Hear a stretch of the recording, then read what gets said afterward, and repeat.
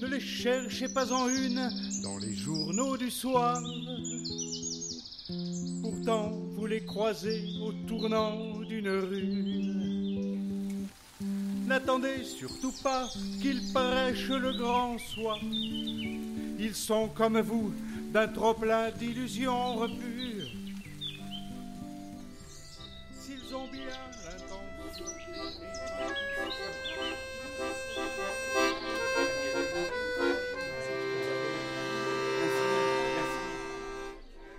L'Après, c'est une association qui s'est créée en 2008. L'Après, en fait, c'est un acronyme où l'intitulé dit tout ce qu'on est, tout ce qu'on représente, toutes nos valeurs associatives. L'Après, c'est l'association écologique et culturelle pour la relocalisation de l'économie dans un monde solidaire. C'est autour de l'idée de relocalisation qu'on a essayé de promouvoir cette association. On a fait avec ce qu'on connaissait, avec les moyens du bord, c'est-à-dire avec des paysans. On connaissait des paysans avec lesquels on avait été des partenaires et des compagnons de lutte. Les paysans se sont appuyés sur l'Après pour développer ce projet. Et ce qu'il faut dire, c'est qu'ils ne sont pas appuyés simplement sur l'idée d'ouvrir une boutique, un point de vente, mais le projet de l'Après, c'est-à-dire qui était culture et culture, les a drôlement interpellés. Et on a eu des paysans, même dans des AG de paysans, qui sont venus nous encourager sur ce terrain-là. On avait commencé par monter une association qui, autour de la distribution de paniers paysans, avec une démarche de bénévolat, permettait d'équilibrer l'activité, puisqu'il n'y avait pas de rémunération de salaire. Pour le coup, on ne rémunérait que l'activité des paysans par la fourniture de leurs produits. Puis on s'est posé la question quand même d'avoir cette démarche dans le champ économique. Nous sommes la société de consommation, avec tous les dégâts que ça a pu produire, une consommation impensée, d'ailleurs aliénante. On n'existe pas si on ne consomme pas, de manière bête et méchante, par une autre forme de consommation où on est plutôt acteur et conscient de ce qu'on fait.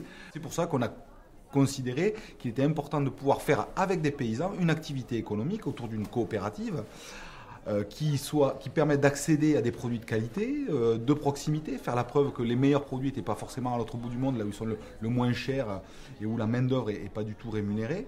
Non, des produits d'ici, de qualité, avec une juste rémunération et un prix juste pour que tous les consommateurs puissent y accéder. Des consommateurs, d'ailleurs des acteurs, conscients de leur acte de consommation. Donc tout cet impact écologique aujourd'hui qui n'est pas pris en compte, mais qui pose problème, on le sait aujourd'hui. Donc l'enjeu, c'est par cette expérience, montrer qu'on peut fonctionner autrement. Voilà. Depuis fort longtemps, on fait déjà des conférences, on organise des choses avec l'Après. Et le jour où ils ont eu un souci de local, ayant la disponibilité, un espace ici dans la librairie, tout simplement, on a dit si ça peut vous rendre service, on vous accueille. Et l'histoire dure. L'analyse que l'on peut avoir, nous, en tant que libraires indépendants, par rapport à des agriculteurs, que je veux dire indépendants, sont exactement les mêmes. Donc le fait d'être dans cette coopérative est extrêmement pertinent. Alors ça peut paraître un peu curieux, mais cette curiosité ou ce côté un petit peu effectivement paradoxal, quand on l'explique, et d'une façon extrêmement simple, les gens le comprennent très bien. On a eu l'idée, dans le lieu même du Récantou, cette fameuse épicerie, qui accueille aussi les livres, de prolonger l'échange et ce que nous avions mis en place effectivement avec l'association L'Après, et d'organiser dans ce lieu des rencontres, soit autour de thématiques qui sont directement liées à un certain type d'agriculture, à un certain type effectivement de rapport à la terre, si on peut dire les choses comme ça, mais aussi d'accueillir et voilà, de mettre en place un coup de phare sur des acteurs locaux, quels qu'ils soient, qui ont quelque chose à nous proposer. Quand l'aventure, parce que toute vie, tout ce que l'on fait est quand même une aventure humaine, que ça se passe en bonne intelligence, simplement, en plus, on y met quand même aussi un peu d'humour, un peu de fantaisie dans tout cela, et en avançant et en faisant avancer des projets, aussi de la librairie, de l'Après, du Rocantou, de la coopérative, de tous ceux qui se sont agrégés à ce projet, merveilleux. Donc effectivement, les choses, même si elles sont profondes dans le cheminement, elles se font avec beaucoup de légèreté.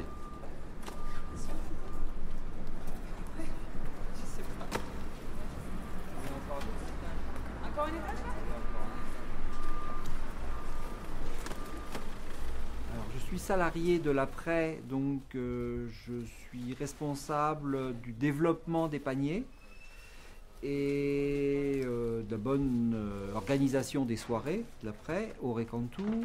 Et puis en même temps, je travaille un petit peu au Récantou. On a un contact.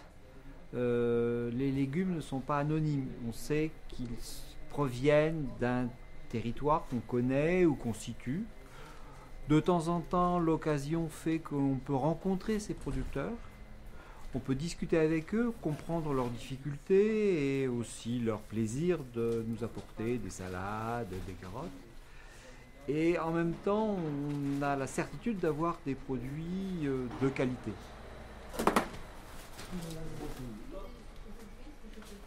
Voilà, c'est bien. Et je fais la petite croix. Comme David. Alors j'ai connu l'après par des amis militants à l'après et militants dans des partis plutôt écologiques. Ce qui me plaît, c'est de faire travailler des producteurs locaux, de manger des produits frais, de ne pas les obliger à être transportés sur des centaines ou des milliers de kilomètres. Il m'arrive de faire un peu à manger lors des soirées culturelles, de servir les petites assiettes qu'on sert et de faire la vaisselle aussi beaucoup.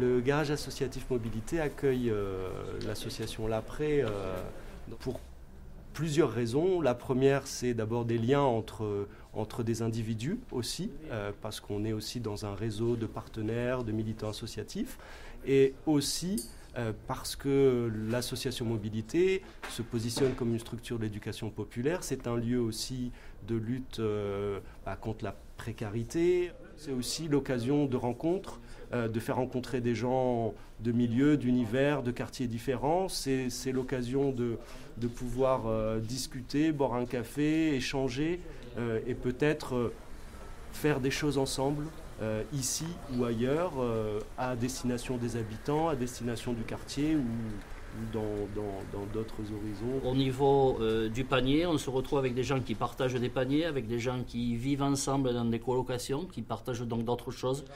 Mais c'est vrai que quand même une grande majorité des gens prennent leur panier et ramènent leur panier à leur domicile et font peu de témoignages sur l'histoire de ce panier. C'est des gens qui ne veulent pas manger n'importe quoi, donc ils le mettent en œuvre. Il y a une cohérence sur notre projet associatif aussi, de ramener ces gens-là sur une autre activité de notre association que sont les rencontres à vocation festive ou vocation militante avec des conférences, des films, des débats. Les paniers paysans de l'après sont composés de fruits et de légumes de saison accompagnés de pain et d'œufs. Ils ont la particularité de venir de producteurs organisés en réseau déjà de vente sur le Tarn-et-Garonne. Et un des critères de confection des paniers, c'est des gens qui obéissent à la charte de l'agriculture paysanne, qui sont respectueux de l'environnement. La taille des exploitations est limitée. Ils sont organisés en groupe, donc si un producteur a des problèmes de production, la solidarité joue entre eux.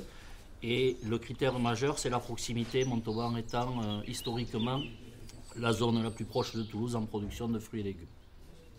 Alors sur la totalité de l'année, je n'ai pas le chiffre exact en tête, mais on touche une quarantaine de producteurs, puisque certains n'ont qu'une seule production qui intéresse nos paniers.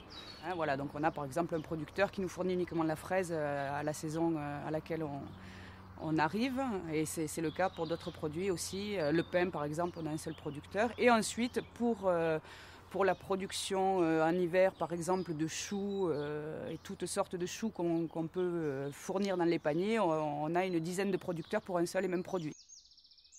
Les premières coopératives de vente se sont créées il y a une vingtaine d'années dans la périphérie de Montauban, pour ce qui concerne ce territoire, pour répondre à la réappropriation par les paysans de la fonction de vente.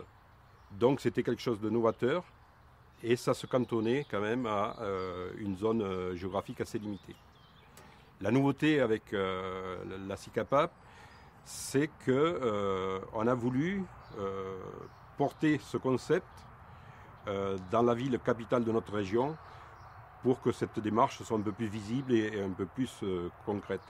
Ce projet de point de vente sur Toulouse a été le fruit d'une collaboration très étroite entre une association toulousaine, l'Après, et une poignée d'agriculteurs qui, sans l'apport et la synergie de l'association toulousaine, n'auraient pas vu le jour.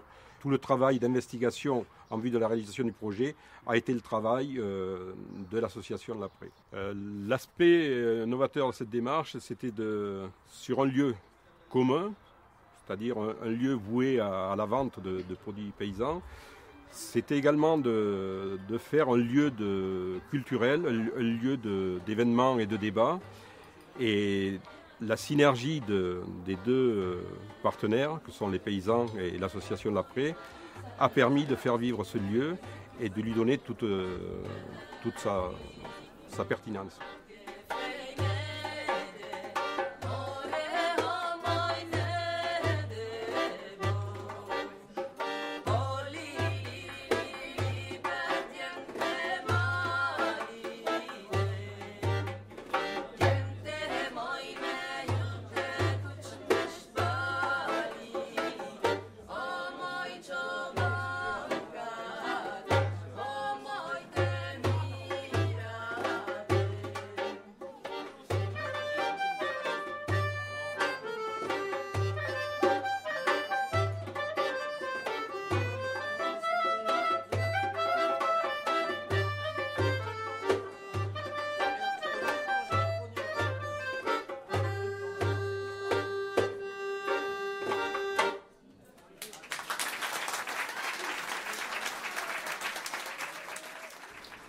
L'Après organise des soirées 19h19. 19h19, c'est l'heure officielle entre guillemets du début des soirées. Ce sont des soirées, on en est à peu près, depuis que l'Après existe, à peu près à 115 ou 120 soirées, donc il y en a une par semaine. Les soirées sont autour de thèmes très variés. On a continué à porter le débat, à porter des idées, donc on a des conférenciers qui viennent. Il y a des présentations spécifiques d'ouvrages autour de la librairie Floury avec les paysans et l'Après. Il y a des expositions. Chaque mois, on a des peintres, des sculpteurs, des photographes qui exposent. Et il y a bien sûr des concerts, de la musique, tant classique que jazz,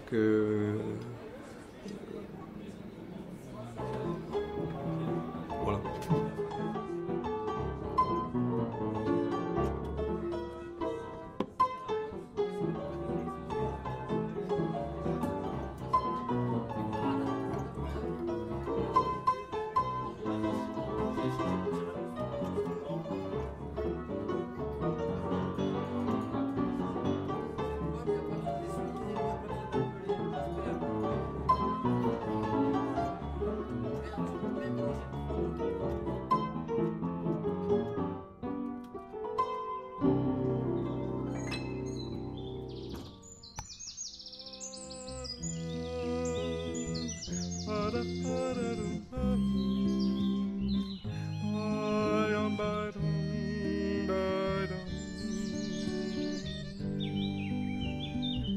Relégué, habitué à n'être que dans la marge, une naïve envie de chacun rencontrer, un rêve qui n'est pas